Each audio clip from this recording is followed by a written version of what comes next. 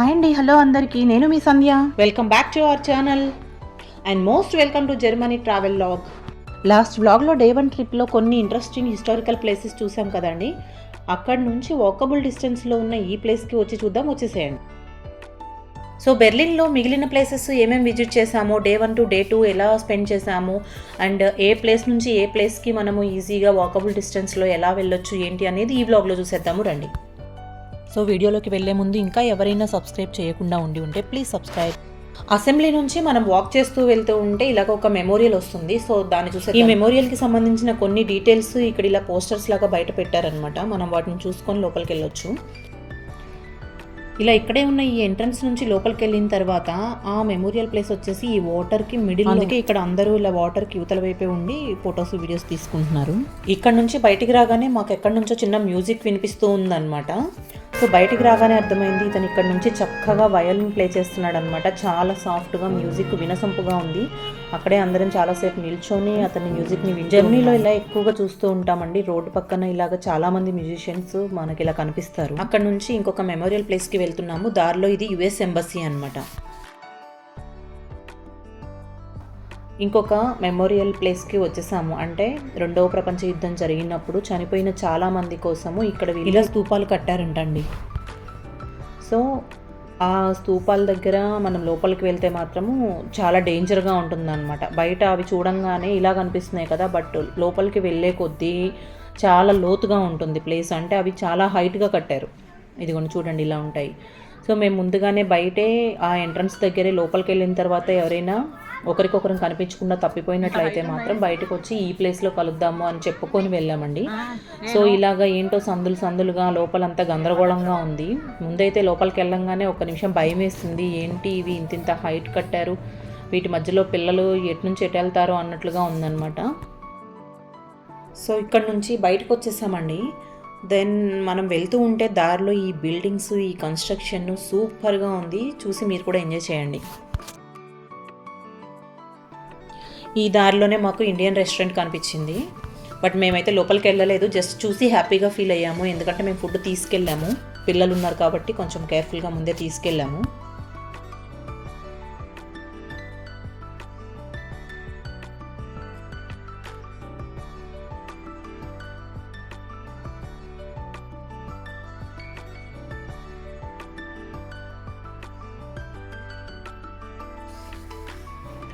So ఇంకా మనము ఒక మెయిన్ హిస్టారికల్ ప్లేస్కి రీచ్ అయ్యాము. ఇది వచ్చేసి బెర్లిన్ వాల్. సో లాస్ట్ వ్లాగ్లో చెప్పినట్లు బెర్లిన్ గేట్కి దీనికి ఉన్న కనెక్షన్ ఏంటో కూడా మనం ఇప్పుడు చూసేద్దాము. ఈస్ట్ బెర్లిన్, వెస్ట్ బెర్లిన్గా విడిపోయిన తర్వాత ఇద్దరికి సెపరేషన్ కోసం ఇలా బెర్లిన్ వాల్ నిర్మించారు. తర్వాత మళ్ళీ రీయూనియన్ అయినట్లుగా కూడా చెప్పుకున్నాం కదా. సో ఆ రీయూనియన్ తర్వాత అంటే 2 ఈస్ట్ బెర్లిన్, వెస్ట్ బెర్లిన్ కలిసిపోయిన తర్వాత ఈ వాల్ మొత్తాన్ని డిస్టర్బ్ చేశారు.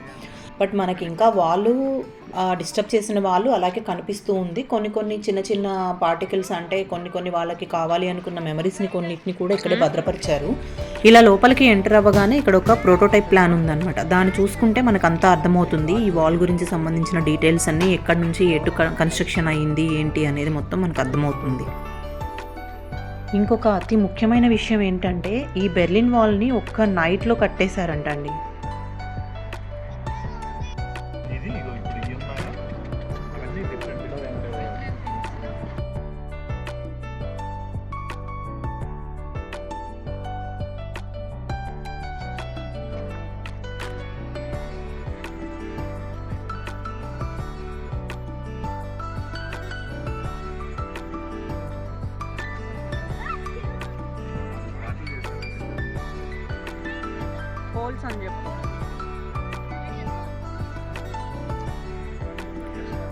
కొన్ని బ్రేక్ అయిన చిన్న ముక్కల్ని వాటిని కూడా ఇలా భద్రపరిచారంట.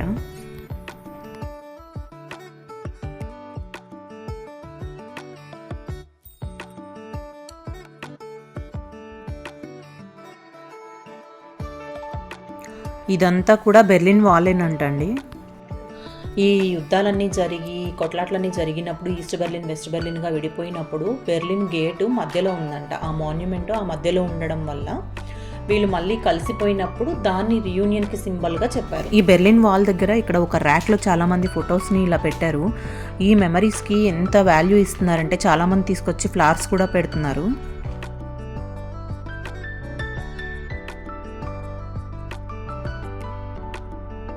అండ్ మనకి ఇక్కడ కనిపించేది బెర్లిన్ క్యాథడ్రాల్. బెర్లిన్లో ఇదొక మోస్ట్ పాపులర్ అట్రాక్షన్ అని చెప్పొచ్చు. ఇంకా చెప్పాలంటే ఇది ఒక బ్యూటిఫుల్ చర్చ్ అంట. ఇక్కడ వెడ్డింగ్స్ ఇట్లాంటివి కూడా జరుగుతాయి. సో పైన డోమ్ లాగా కనిపిస్తుంది కదా, సో దీన్నే ఇంకా బెర్లిన్ డోమ్ అని కూడా అంటారు. ఇది ఒక మెయిన్ హిస్టారికల్ ప్లేస్ అనమాట. సో ఇది వచ్చేసి బోట్ టూర్ అనమాట. ఈ హిస్టారికల్ ప్లేసెస్ అన్ని కవర్ చేయొచ్చు మనం ఆ బోటింగ్ టూర్లో వెళ్తే. దాదాపు మోస్ట్ ఆఫ్ ద ప్లేసెస్ మేము వాక్ చేస్తూనే కవర్ చేసాము. నియర్లీ డే 1 డే 2 మొత్తం కలిపి వీళ్ళు మాతో 20 కిలోమీటర్ నడిపించేశారండి.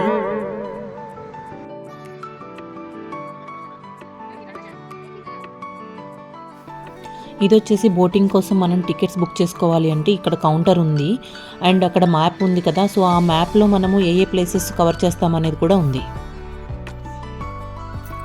ఈ ఐ క్యాచింగ్ బిల్డింగ్ వచ్చేసి బెర్లిన్ రాథోస్. ఏవైనా సమావేశాలకి వాటికి వీటికి ఈ రెడ్ టౌన్ హాల్లో పెట్టుకునే వాళ్ళంట. అంటే బెర్లిన్ మేయర్ అండ్ సెనేట్స్ ప్లేస్ అంటే ఇది. రెడ్ బ్రిక్స్తో కట్టడం వల్ల అది ఈవినింగ్ సన్ టైంలో చాలా ప్రకాశవంతంగా మెరుస్తూ ఉంటుంది. బిల్డింగ్ చూడడానికి చాలా బ్యూటిఫుల్గా ఉంటుందంట. అలాగే అక్కడి నుంచి మేము ముందుకు వచ్చేసాము. వస్తూ ఉంటే ఇక్కడ ఒక ప్రొటెస్ట్ నడుస్తూ ఉంది. చాలా పీస్ఫుల్గా జరుపుకుంటున్నారండి వాళ్ళ ప్రొటెస్ట్. ఎవరికి ఏ ఇబ్బంది లేకుండా రోడ్ మీద వెళ్ళే వాళ్ళకి, వెళ్ళే వెహికల్స్కి ఎలాంటి ఇబ్బంది లేకుండా వాళ్ళ ప్రొటెస్ట్ చాలా పీస్ఫుల్గా నడుస్తుంది. రోడ్కి అటు సైడు ఇటు సైడు ఇలా పోలీసులు తిరుగుతూ ఉన్నారు.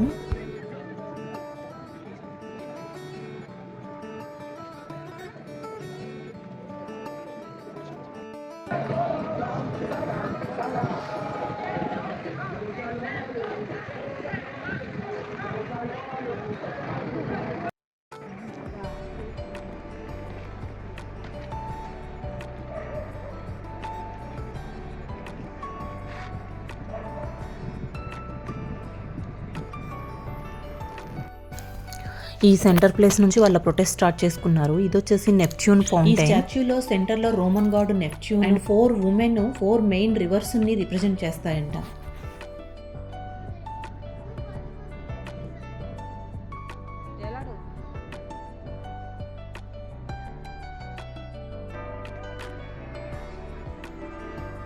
ఇక్కడ ఇంకొక పెద్ద మ్యూజియం ఉందన్నమాట. ఆ మ్యూజియం దగ్గరికి వెళ్ళాము.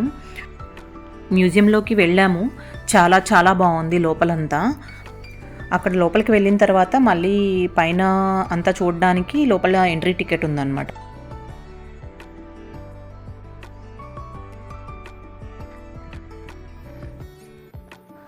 ఈ దగ్గరలోనే చాలా మ్యూజియంస్ కనిపించాయండి మాకైతే. బట్ మా పిల్లలు ఎంతసేపటికి పార్కులకి వెళ్దాం, గార్డెన్స్కి వెళ్దాం అంటున్నారు. మ్యూజియం లోపలికి వచ్చేంత ఇంట్రెస్ట్ చూపించలేదు.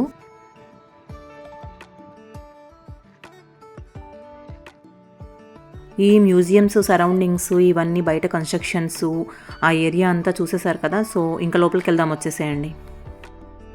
ఆ కన్స్ట్రక్షను ఆ ఇన్ఫ్రాస్ట్రక్చర్ అంతా చూస్తుంటే కళ్ళు తిరిగిపోతున్నాయి మాకు. సో ఇది మెయిన్ ఎంట్రీ అన్నమాట.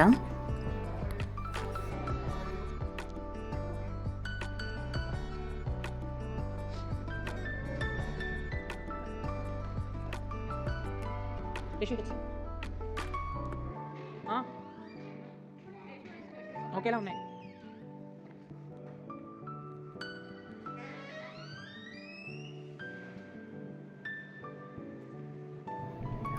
ఇక్కడ వరకే మనకి ఎంట్రీ ఫ్రీ అండి. ఆ పైన నుంచి లోపలికి వెళ్ళాలి అంటే అక్కడ వాళ్ళు నిల్చున్నారు చూడండి, వాళ్ళ దగ్గర మనం ఎంట్రీ టికెట్స్ తీసుకోవాలి, లేదా అక్కడ కనుక్కొని మనం లోపలికి వెళ్ళాలి. సో ఇక్కడ నుంచి విజిటింగ్ ఫ్రీ కాదనమాట. ఆ పైన లోపల మ్యూజియం అంతా చూడాలి అంటే మనం టికెట్స్ తీసుకోవాలి. సో మేమైతే పిల్లలంతా ఇంట్రెస్ట్గా లేరని చెప్పేసి ఇక్కడ నుంచి బ్యాక్ అయిపోయాము. ఇక్కడ వరకు వీడియో తీసుకొని ఇంకా కిందకు వచ్చేసాము. అదే వెళ్ళనిస్తారో లేదో తెలియదు మనకి.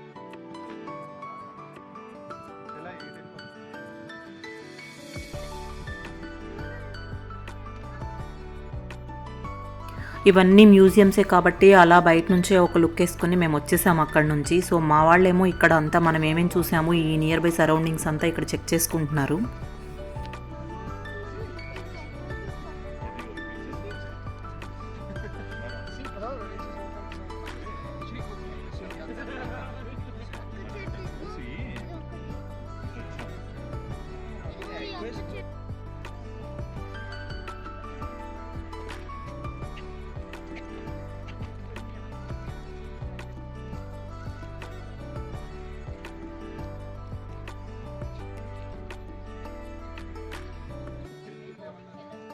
సో ఈ మ్యూజియంస్ నుంచి బయటకు వచ్చేసాము. అక్కడికి రాగానే మళ్ళీ మేము వాక్ చేస్తూ అంతా తిరుగుతూ ఉండేసరికి చాలా వరకు అదే ఏరియాలో తిరుగుతున్నామా అనిపిస్తుంది. మళ్ళీ మాకు ఆ బోటింగ్ ప్లేసే కనిపించింది.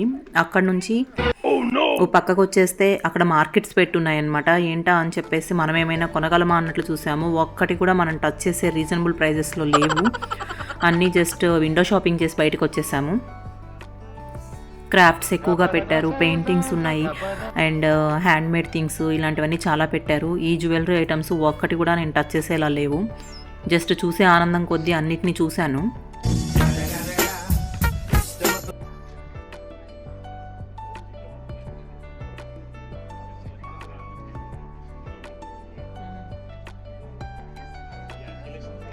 స్టార్ట్ అయింది.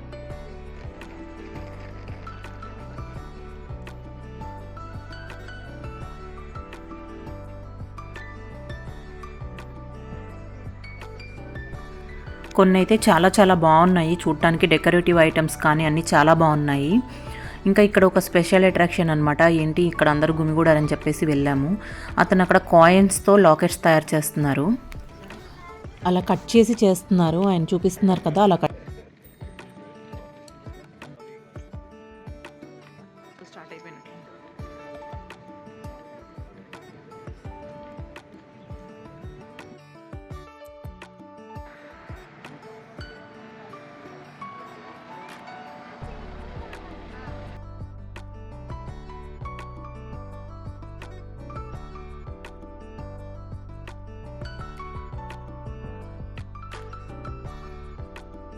మేము బెర్లిన్లో ఎక్కువగా వాక్ చేస్తూ వెళ్ళామని చెప్పాను కదండి. సో ఎక్కడి నుంచి ఎటు వెళ్ళినా ఈ టీవీ టవర్ మాత్రం మాకు ఎక్కడి నుంచి చూసినా కనిపిస్తూనే ఉంది. నేను మెయిన్ బెర్లిన్ వచ్చిన పర్పస్ ఆ ప్లేస్ కోసమే విజిట్ చేయడానికి వచ్చాను. జర్మనీ వచ్చిన దగ్గర నుంచి నేను ఇంతవరకు వెళ్ళలేదన్నమాట. సో మెయిన్ అక్కడికి వెళ్తే ఇండియన్స్, తెలుగు వాళ్ళు కూడా ఎక్కువగానే కనిపిస్తారు. ఆ ప్లేస్ నేను మళ్ళీ నెక్స్ట్ వీడియోలో పోస్ట్ చేస్తాను. జర్మనీలో పిల్లల పార్కులు కూడా చాలా బాగుంటాయండి. చాలా స్పేషియస్గా ఆడుకోవడానికి ఎక్కువ ఐటమ్స్ ఉంటాయి. ఇవన్నీ తిరిగేసి పిల్లలు పార్క్కి వెళ్లకుండా రూమ్కి రారు కదా. సో వాళ్ళని పార్క్ కూడా తీసుకెళ్లేసి కొంతసేపు ఆడిపించుకొని రూమ్కి వెళ్ళి మనం వెళ్ళాల్సిన మరొక ప్లేస్, అక్కడ సౌత్ ఇండియన్స్ ఎక్కువగా కనిపించే ప్లేస్కి వెళ్ళిపోయామన్నమాట. మన వాళ్ళు కనిపించే ప్లేస్కి వెళ్ళాలి అని నెక్స్ట్ వీడియోలో అని చెప్తున్నాను కదా, అది ఏ ప్లేస్ మీరేమైనా గెస్ట్ చేయగలరా? సో ఈ Berlin vlogs day 1 and day 2 trips మీరు కూడా మాతో పాటు ఎంజాయ్ చేశారు అనుకుంటున్నాను. మరి ఇంకెందుకండి ఆలస్యం, మీకు కూడా నచ్చినట్లయితే please like, share and subscribe. ఇంకా ఎవరైనా సబ్స్క్రైబ్ చేసుకోకుండా ఉంటే please subscribe. Thank you for watching అండి. మళ్ళీ నెక్స్ట్ వీడియోలో కలుద్దామండి. Until then bye bye. జై శ్రీరామ్.